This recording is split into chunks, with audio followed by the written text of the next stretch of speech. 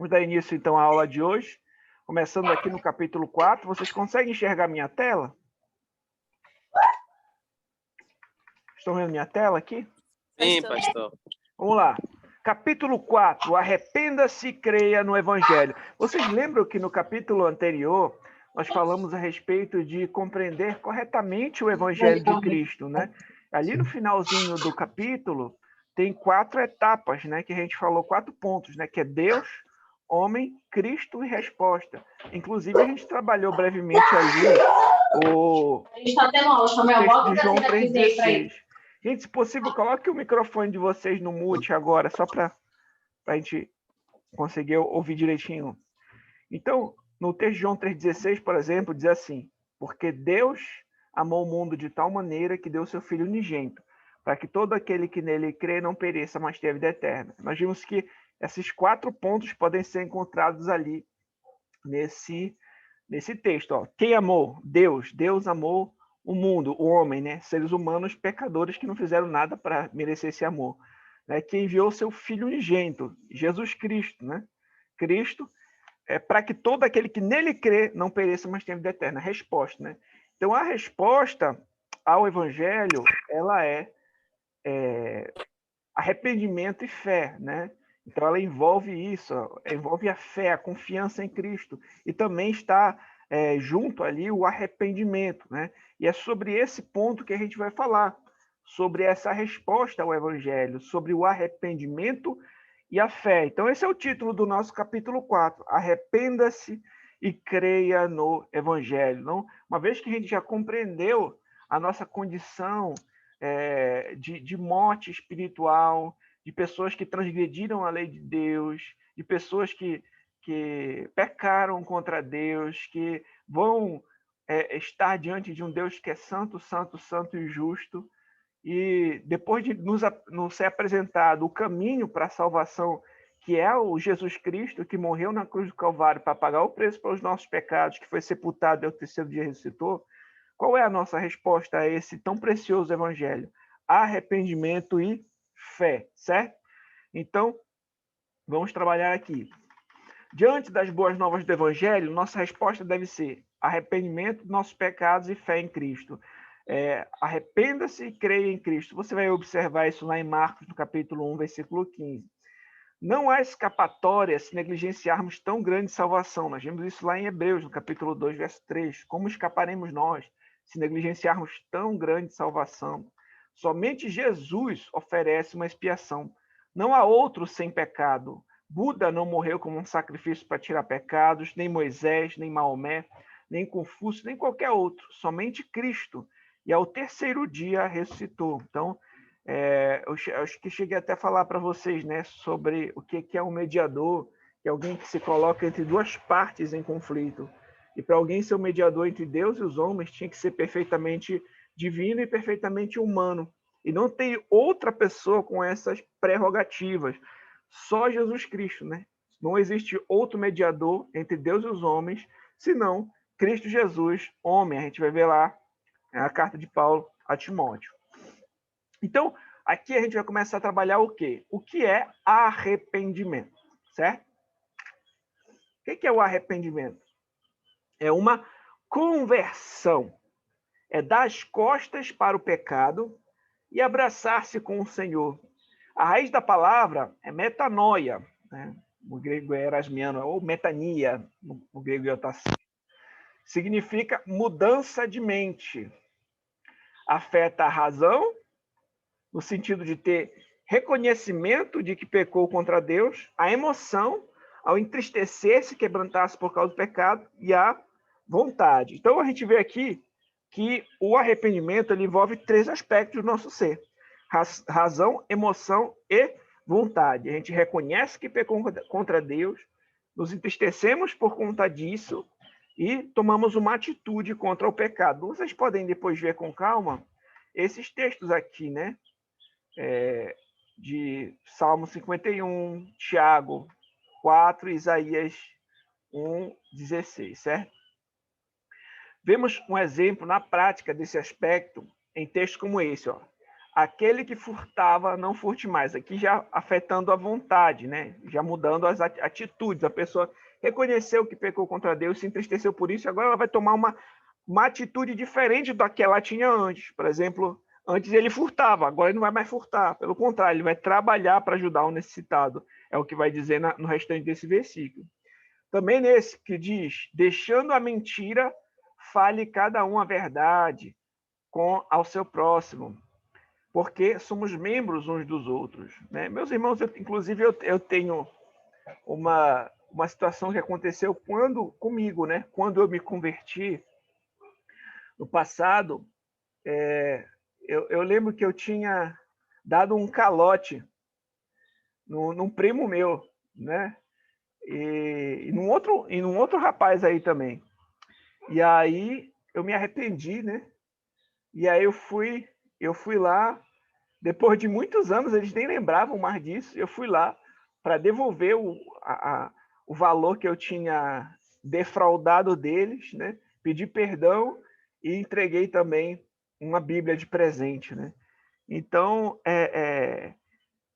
envolve isso, a gente reconhece que pecou contra Deus, a gente se entristece por isso e a gente vai tentar reparar esse dano, né? Vai tentar mudar de atitude, né? Então, se eu roubava, agora eu vou trabalhar. Se eu mentia, eu vou buscar falar a verdade, né? E daí por diante, é como tirar uma roupa velha e suja e usar uma roupa nova, né? É a gente abandonar o pecado e se revestir de Cristo. Então, isso envolve a prática também, né? Não pode ficar só no aspecto intelectual e no aspecto emocional. Tem que também atingir a vontade. A gente tem que também colocar em prática essa mudança de atitude, essa mudança de mente que produz uma mudança de atitude prática na nossa vida, certo?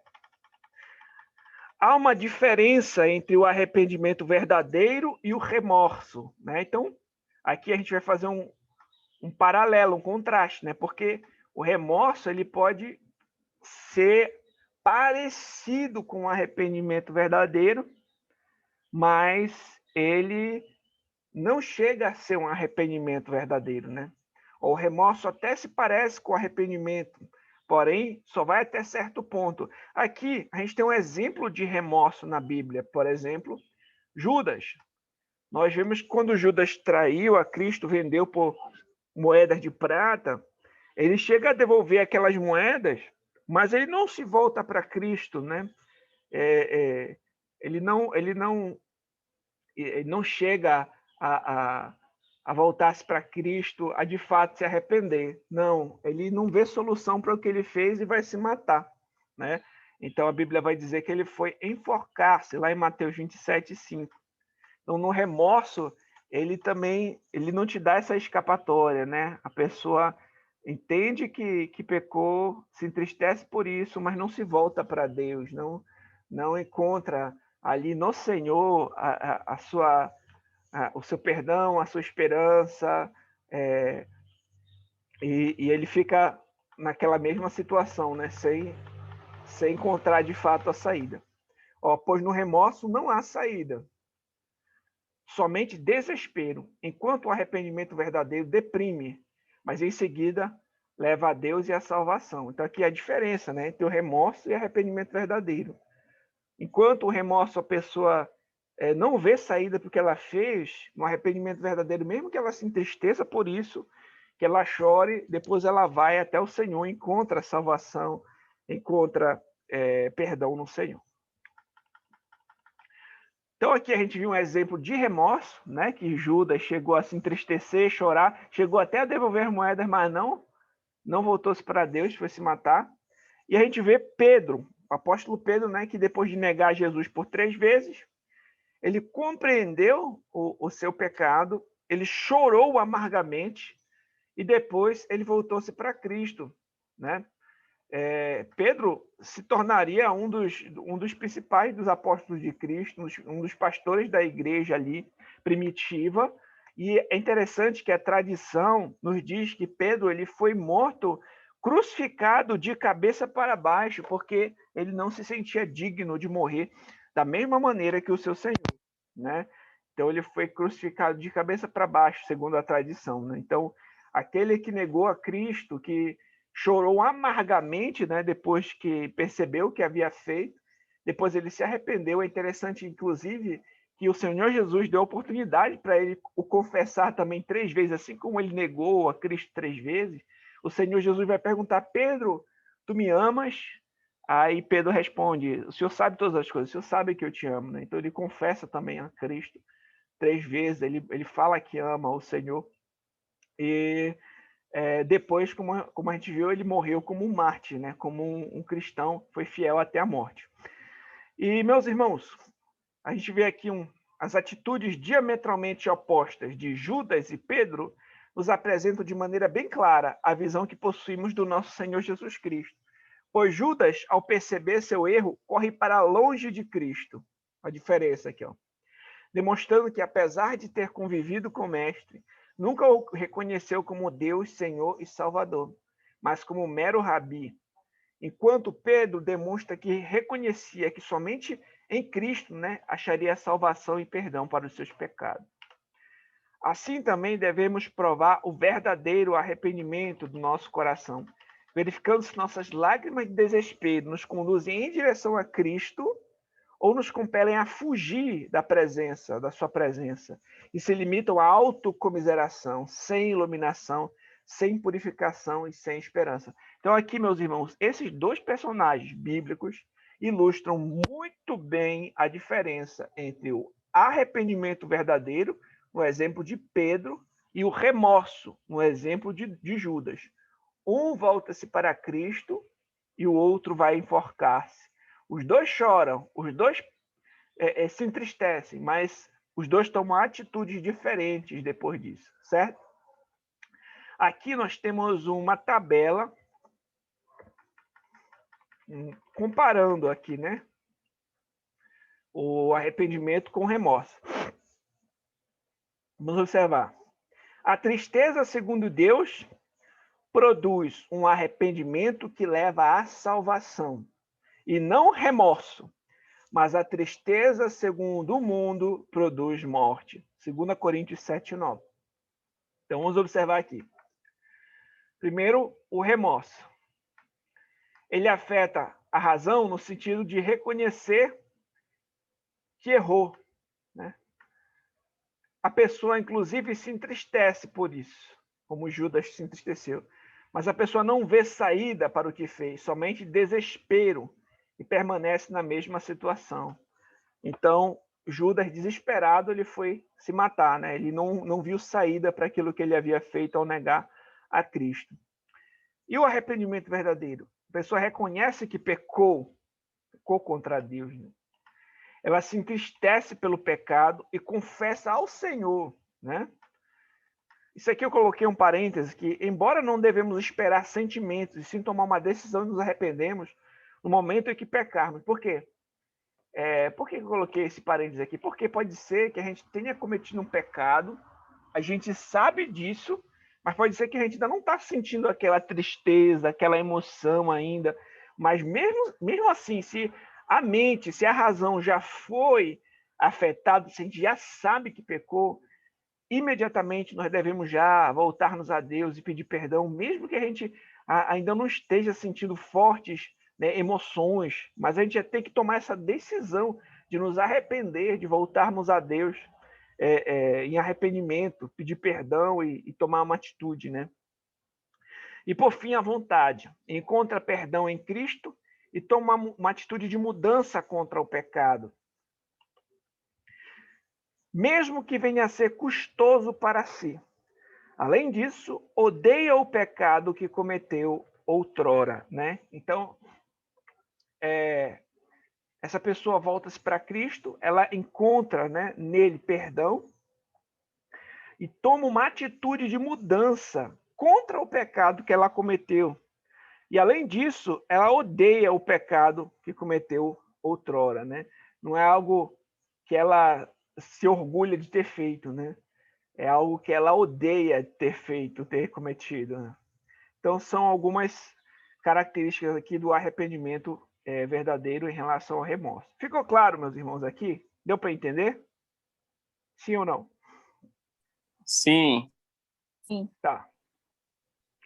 O reverendo Augusto Nicodemos falou o seguinte sobre esse assunto. Ó. O arrependimento verdadeiro produz a disposição de assumir as consequências e resolver o que você fez de errado, ainda que lhe custe. Esse é o arrependimento verdadeiro. Quando você encontra uma pessoa que diz estou arrependida, mas ela não está disposta a pagar o preço do arrependimento, aquele arrependimento não é verdadeiro. Sobre pagar o preço do arrependimento, é claro que nós não temos como pagar o suficiente pelo que Cristo fez por nós, né? Nesse sentido, nós temos uma dívida eterna de gratidão.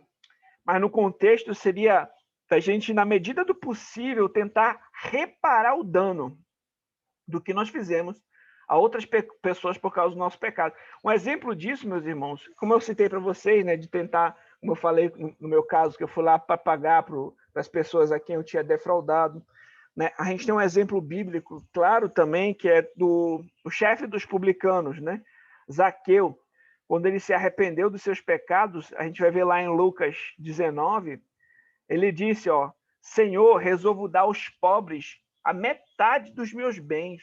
Se alguma coisa tenho defraudado alguém, né, restituo 4 vezes mais. Então, Zaqueu, nesse caso, ele também tentou reparar o dano do que ele tinha feito ali, né, contra outras pessoas, restituindo 4 vezes mais até mesmo aquilo que ele havia defraudado.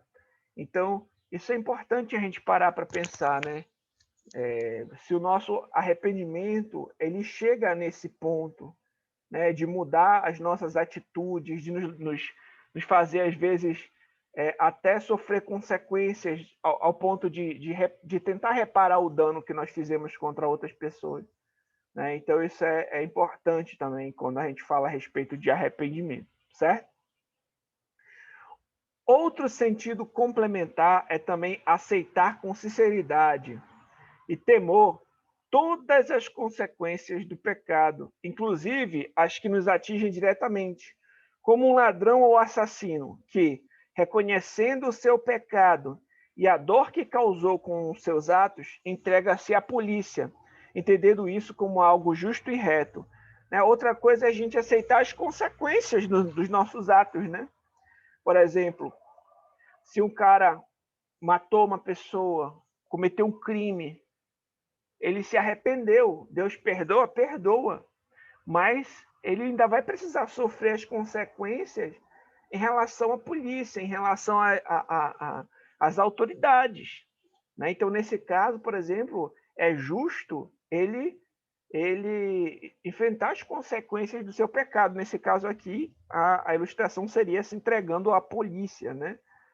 Para enfrentar as consequências ali do pecado dele, né? Então, isso também é importante, né? Então, leva a essas consequências.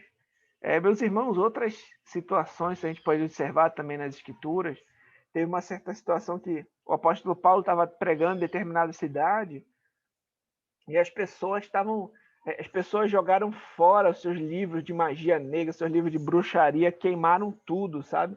Quando as pessoas de fato se arrependem, elas tomam uma atitude em relação ao seu pecado, em relação a abandonar aquilo que entenderam que é desagradável a Deus e tomam uma atitude prática na luta contra o pecado. Eu conheço uma pessoa também que, quando ela se arrependeu e creu no Senhor, ela era uma pessoa assim que tinha uma fé um pouco sincrética, assim, misturava as religiões e tinha um monte de imagens na casa dela. Quando ela se arrependeu e creu em Cristo, ela permitiu que jogassem todas aquelas imagens fora, né? E passou a seguir o Senhor, né? Então, essas são algumas atitudes que demonstram, né, fruto de um arrependimento verdadeiro. A pessoa toma atitudes, às vezes, que são de desapegar, de sofrer o dano, de demonstrar na prática que estão mudando ali de pensamento em relação a um determinado pecado, a uma determinada ação que elas cometiam contra Deus e abandonam, dão as costas para o pecado para abraçar-se com o Senhor, né? Vamos lá.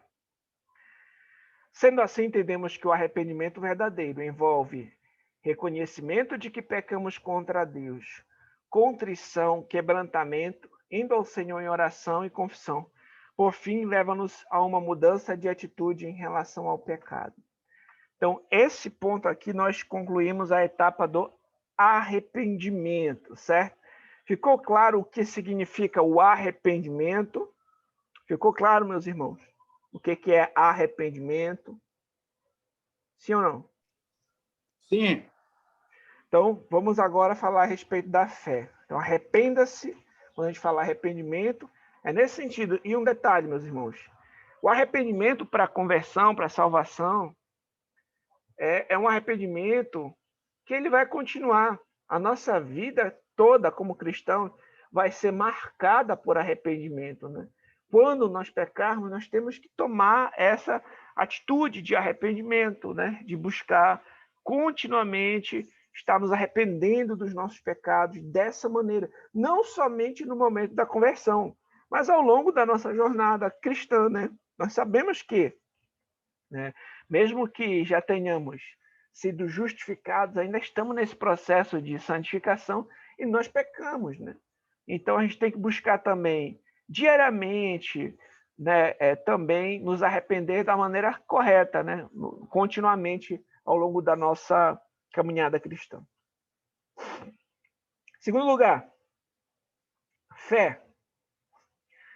Trata-se de desistir de salvar a si mesmo pelas próprias obras e confiar somente em Cristo para a salvação. Como diz uma canção, nada nas minhas mãos eu trago, somente a tua cruz eu me agarro. Alguns descrevem a fé como a mão estendida para receber o remédio. Ela é o meio pelo qual recebemos o gracioso presente da salvação em Cristo. E é interessante que Cristo é o autor e o consumador da nossa fé, conforme Hebreus 12, 2. Nas Escrituras, nós temos a seguinte definição de fé. Ora, a fé é a certeza das coisas que se esperam, é a convicção de fatos que se não veem. Entendemos, então, que a fé é confiar, estar plenamente convencido de que Deus cumpre o que prometeu. Meus irmãos, a fé é nós desistirmos de salvar nós mesmos pelas nossas próprias obras ou confiarmos em qualquer outro e confiar somente em Cristo. Desistir de salvar nós mesmos e confiar em Cristo para a salvação, né? Envolve três coisas, meus irmãos. A gente conhecer a mensagem do Evangelho, a gente saber quem é Cristo, o que é que Cristo fez por nós, certo? Saber, conhecer a mensagem do Evangelho. Em segundo lugar, envolve acreditar nisso, saber que isso é verdade. Por exemplo, a gente ouve, olha, Jesus morreu pelos nossos pecados, ao terceiro dia ele ressuscitou para a nossa justificação. Eu conheço a mensagem. Uma coisa é conhecer, outra coisa é acreditar que isso é verdade. Né? Em segundo lugar, acreditar, não, realmente ele morreu, realmente foi para pagar o preço pelos pecados. Agora, em terceiro lugar, confiar. Eu confio plenamente nisso. Né? Uma coisa é a pessoa conhecer e saber que é verdade, outra coisa é ela confiar. Né? Porque a pessoa pode saber que é verdade, ela pode conhecer a mensagem, saber que é verdade, mas ela mesma não crê, não confia, né? Não tem Cristo para a salvação. Né? Então, envolve essas três coisas: conhecer, acreditar e confiar. Deu para entender? A gente conhece a mensagem do Evangelho, a gente crê na mensagem do Evangelho, a gente sabe que é verdade, a gente acredita e a gente confia a nossa vida a isso, né? A gente confia em Cristo para a nossa salvação. Então, é confiar, estar plenamente convencido de que Deus cumpre aquilo que ele prometeu. Então, a fé envolve esses três aspectos. A evidência de que uma pessoa se arrependeu verdadeiramente para a salvação é que ela continuará se arrependendo durante o decorrer de sua vida, como citou Martinho Lutero na primeira de suas 95 teses. Olha o que Lutero falou. Dizendo nosso Senhor e Mestre Jesus Cristo, arrependei-vos, certamente quer que toda a vida dos seus crentes na terra seja contínuo arrependimento. Da mesma forma, a fé genuína é observada naqueles que continuam crendo até o fim, certo? Então, aqui nós vimos esses dois aspectos da nossa resposta. O arrependimento, o que é o arrependimento, é a diferença entre o arrependimento e o remorso, e o significado da fé e os três aspectos que ela envolve, né? De conhecer, acreditar e confiar. Prosseguindo aqui, meus irmãos, deixa eu dar uma olhadinha aqui. Agora, nós vamos observar esse segundo ponto. Como saber se eu sou salvo? O nosso Senhor Jesus Cristo, conversando com Nicodemos, um dos principais judeus, é interessante que Nicodemos ele vai ter de noite ali com Jesus, quem sabe para ninguém vê-lo ali por perto do mestre, questionando. E Jesus vai dizer, ó, se alguém não nascer de novo, não pode ver o reino de Deus. Meus irmãos, vamos fazer o seguinte. Eu vou avançar mais um pouquinho, a gente só tem mais 10 minutos. Eu vou avançar mais um pouquinho, e aí, quando for acabar nosso tempo aqui, aí eu fecho e mando outro link, tá bom? Só para a gente concluir. Como saber se de fato fomos regenerados, se nascemos de novo? Como descobrir se o nosso arrependimento e a nossa fé são genuínos? Já que nós sabemos que nem todo aquele que diz Senhor, Senhor, herdarão o reino dos céus, conforme Mateus 7:21. Ou seja, nem todo aquele que afirma que é cristão realmente é. Esses dias eu coloquei lá no grupo da igreja, não sei se vocês viram, né? Um vídeo mostrando o joio e o trigo. Vocês viram esse vídeo? Que ele mostrava assim o joio, a parte de fora era muito parecido ao trigo, muito semelhante, né? E a gente olhava para o trigo da mesma forma, muito parecido com o joio. Mas quando ele debulhava, né? quando ele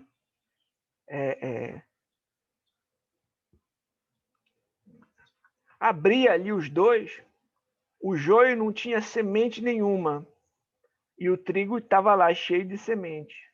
Então é uma ilustração, né? Tem pessoas que aparentemente afirmam que são cristãs, mas não produzem fruto. Né? O Jesus disse o seguinte: nem todo aquele que me diz Senhor, Senhor, herdará o reino dos céus, mas aquele que faz a vontade do meu Pai que está nos céus. Então existem falsos crentes, existem pessoas que se dizem cristãs, mas nunca nasceram de novo, nunca foram regeneradas, né? Às vezes elas estão ali por alguma conveniência, afirmando que são cristãs, mas acabam negando a Cristo com a sua vida, com as suas obras, suas palavras. Então, a gente precisa examinar nós mesmos para ver se nós estamos na fé, se de fato o nosso cristianismo é verdadeiro, né? Se nós de fato somos crentes verdadeiros em Cristo. É possível, então, meus irmãos, nós temos essa segurança? Na carta de 1 João, nós entendemos que sim. Por quê? João disse o seguinte: essas coisas vos escrevi a fim de saberdes que tendes a vida eterna. A vós outros que credes em o nome do Filho de Deus, né? Então, João, ele testemunhou, olha, essas coisas eu disse para vocês saberem que tem a vida eterna. Vocês que creem no Filho de Deus, que é Jesus, né? Por isso, precisamos examinar nossas vidas para ver se encontramos evidências de uma genuína conversão. Aqui, ó.